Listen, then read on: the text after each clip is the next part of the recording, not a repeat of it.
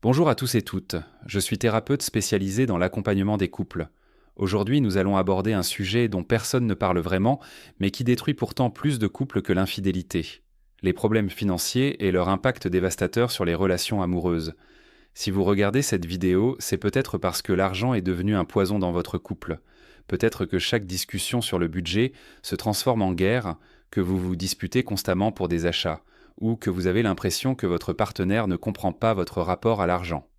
Sachez que vous n'êtes pas seul. 70% des couples se disputent régulièrement à propos d'argent, et c'est la deuxième cause de divorce après les problèmes de communication.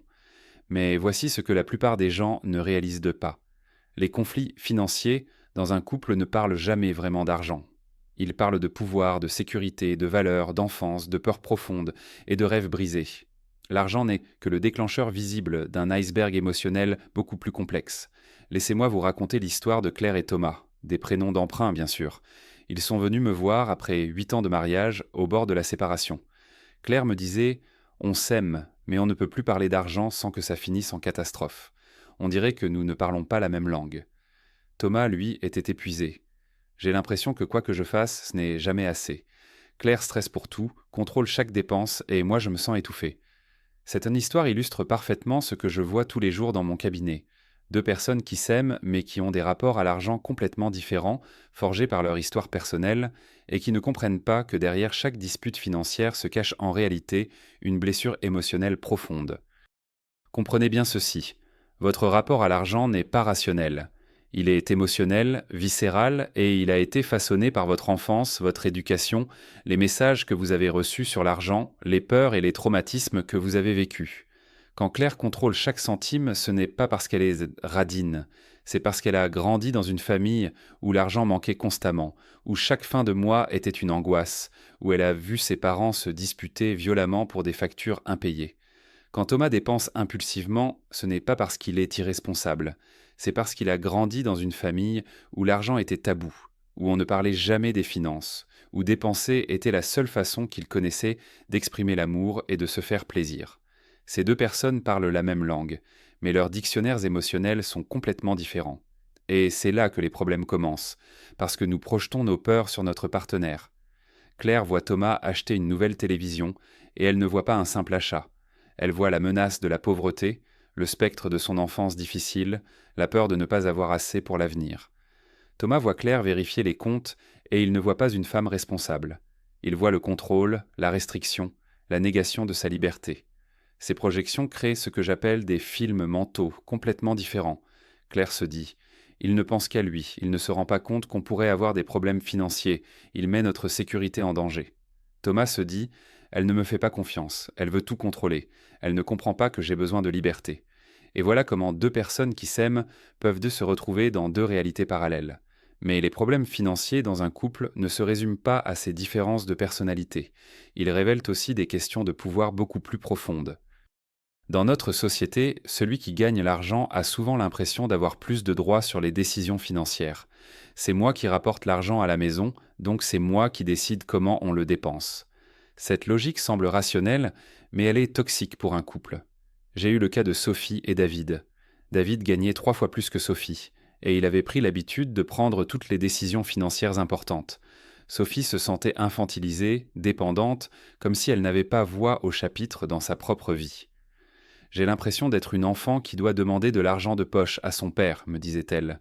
Cette dynamique avait créé un ressentiment énorme qui empoisonnait tous les aspects de leur relation. Car voyez-vous, l'argent dans un couple, c'est un révélateur de la façon dont vous vous répartissez le pouvoir, dont vous prenez les décisions, dont vous vous respectez mutuellement. Si l'un des partenaires prend toutes les décisions financières, il prend en fait le contrôle de la vie du couple. Et l'autre partenaire se retrouve dans une position de dépendance qui peut être humiliante et destructrice. Mais le plus pervers, c'est que ces dynamiques s'installent souvent de manière très subtile. Personne ne se dit « Tiens, je vais prendre le contrôle financier pour dominer mon partenaire ». Cela se fait progressivement, par petites touches. « Tu n'es pas doué avec les chiffres, laisse-moi m'occuper des finances. »« Tu dépenses trop, je vais gérer le budget. »« Tu ne comprends pas les placements, je vais m'en occuper. » Et avant qu'on s'en rende compte, l'un des partenaires se retrouve complètement exclu des décisions financières de sa propre vie. Il ne connaît plus l'état des comptes, ne sait plus combien gagne le couple, ne participe plus aux décisions d'achat importantes. Cette exclusion crée une forme de violence économique, même si elle n'est pas intentionnelle. Parlons maintenant de quelque chose d'encore plus destructeur, les secrets financiers. Vous seriez surpris de savoir combien de couples vivent avec des mensonges financiers.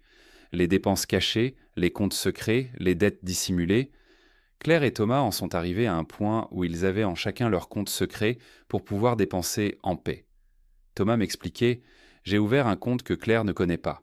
Comme ça, je peux m'acheter ce que je veux sans avoir droit à un interrogatoire. Claire, de son côté, avait ses propres secrets. J'ai un compte épargne que Thomas ne connaît pas. C'est ma sécurité au cas où les choses tourneraient d'un mal. Ces secrets, qui semblaient être des solutions, étaient en réalité des bombes à retardement. Car les secrets financiers détruisent la confiance qui c'est le fondement de toute relation saine. Quand vous découvrez que votre partenaire vous a caché des dépenses, des dettes ou des comptes, vous ne vous demandez pas seulement ce qu'il a acheté. Vous vous demandez: qu'est-ce qu'il me cache d'autre? Est-ce que je peux encore lui faire confiance? Est-ce que je connais vraiment la personne avec qui je vis? Et puis, il y a ces couples où les problèmes financiers deviennent carrément destructeurs, où l'un des partenaires développe une addiction aux achats, aux jeux, aux investissements risqués, où l'argent devient une obsession qui dévore tout sur son passage. J'ai suivi un couple où l'homme avait perdu 50 000 euros en trading en secret sur plusieurs mois. Quand sa femme l'a découvert, elle n'a pas seulement eu l'impression qu'il avait perdu leur argent, elle a eu l'impression qu'il avait détruit leur avenir, leur sécurité, leur projet de vie. Ces comportements compulsifs avec l'argent sont souvent le symptôme d'un mal-être plus profond. L'achat compulsif peut être une façon de combler un vide émotionnel. Le jeu peut être une façon de fuir une réalité trop douloureuse. L'accumulation d'argent peut être une façon de se sentir en sécurité dans un monde perçu comme menaçant. Mais ce qui rend ces situations encore plus complexes, c'est que l'argent réveille nos peurs les plus primitives. La peur de manquer, la peur de ne pas être capable de survivre, la peur de ne pas pouvoir protéger ce qu'on aime. Ces peurs sont si profondes qu'elles peuvent transformer des discussions sur le budget en véritable guerre émotionnelle. J'ai vu des couples se détruire parce que l'un voulait acheter une maison plus grande et l'autre préférait économiser pour la retraite. En surface, c'était un désaccord sur des priorités financières. En réalité, c'était un conflit entre deux visions de la vie. L'un avait besoin de sécurité immédiate, l'autre avait besoin de sécurité future. L'un voulait profiter de la vie maintenant, l'autre voulait se protéger des aléas de demain. Ces conflits sont particulièrement difficiles à résoudre parce qu'ils touchent à nos valeurs les plus profondes. Est-ce qu'il vaut mieux économiser ou profiter? Est-ce qu'il faut prendre des risques ou jouer la sécurité?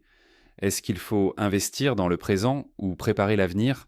Il n'y a pas de bonne réponse, mais il faut arriver à trouver un équilibre qui respecte les besoins émotionnels des deux partenaires.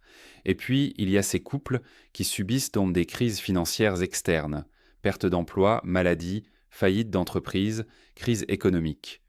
Ces épreuves peuvent révéler le meilleur comme le pire dans un couple. Certains couples se soutiennent mutuellement, trouvent des solutions ensemble, sortent renforcés de l'épreuve. D'autres se déchirent, se blâment mutuellement et finissent par se séparer. La différence entre ces deux types de couples, c'est souvent leur capacité à communiquer sur l'argent sans jugement. Les couples qui survivent aux crises financières sont ceux qui arrivent à parler de leurs peurs, de leurs besoins, de leurs rêves, sans que cela se transforme en bataille. Ils comprennent que l'argent n'est qu'un outil, pas une fin en soi. Claire et Thomas ont mis plusieurs mois à comprendre cela. Nous avons travaillé sur leurs histoires personnelles, sur leurs peurs respectives, sur leur façon de communiquer. Claire a appris à exprimer ses angoisses financières sans accuser Thomas d'irresponsabilité. Thomas a appris à comprendre que derrière le contrôle de Claire se cachait une peur légitime, pas une volonté de le brider. Ils ont établi ce que j'appelle un contrat émotionnel autour de l'argent. Des règles claires sur les dépenses importantes, des objectifs communs, mais aussi des espaces de liberté pour chacun. Ils ont appris à prendre les décisions financières ensemble, à se faire confiance, à respecter leurs différences. Aujourd'hui, ils me disent: Docteur, nous ne sommes pas devenus identiques dans notre rapport à l'argent. Claire reste plus prudente, Thomas reste plus spontané, mais nous avons appris à transformer nos différences en complémentarité plutôt qu'en opposition. Car c'est cela la clé. Comprendre que vos différences de financières ne sont pas des défauts à corriger, mais des richesses à harmoniser. Le partenaire prudent peut apprendre la spontanéité, le partenaire spontané peut apprendre la prévoyance. Ensemble, vous pouvez créer un équilibre qui vous protège des extrêmes. Mais attention, Il y a des situations où les problèmes financiers révèlent quand des problèmes plus graves, quand l'un des partenaires utilise l'argent comme une arme de contrôle, quand il prive l'autre de ressources financières pour le maintenir dans la dépendance, quand il cache des dettes importantes qui mettent en danger la sécurité du couple. Nous ne sommes plus dans le domaine des différences à harmoniser. Nous sommes dans le domaine de la violence économique. Si votre partenaire vous interdit de travailler, contrôle chacune de vos dépenses, vous cache l'état des finances du couple ou vous prive d'accès à l'argent, ce ne sont pas des problèmes financiers normaux. Ce sont des signaux d'alarme d'une relation toxique. Dans ce cas, il faut chercher de l'aide spécialisée, car ces comportements s'aggravent généralement avec le temps. Pour tous les autres couples, ceux qui vivent des tensions financières normales, sachez que des solutions existent.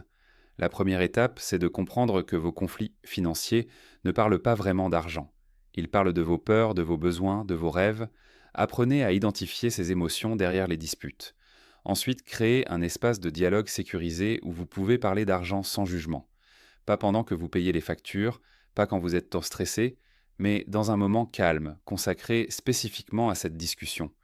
Partagez vos histoires personnelles avec l'argent, vos peurs, vos objectifs. Établissez des règles claires et équitables. Qui décide quoi? À partir de quel montant faut-il se consulter? Comment répartir les dépenses? Comment épargner? Ces règles doivent être négociées ensemble, pas imposées par l'un des partenaires. Et surtout, gardez à l'esprit que l'argent n'est qu'un outil au service de votre bonheur. Il ne doit jamais devenir plus important que votre relation. Si vous vous disputez plus pour l'argent que vous n'en profitez ensemble, c'est que l'outil a pris le dessus sur l'objectif. Je voudrais terminer par un message d'espoir. J'ai accompagné des centaines de couples dans leurs difficultés financières et je peux vous assurer que ces crises peuvent être surmontées. Mieux, elles peuvent même renforcer votre relation si vous les abordez avec intelligence et bienveillance. Les couples qui réussissent à harmoniser leurs finances sont ceux qui comprennent que l'argent doit être au service de leur projet de vie commun, pas l'inverse. Ils sont ceux qui savent transformer leurs différences en complémentarité, qui communiquent sans jugement, qui prennent les décisions ensemble tout en respectant la liberté de chacun.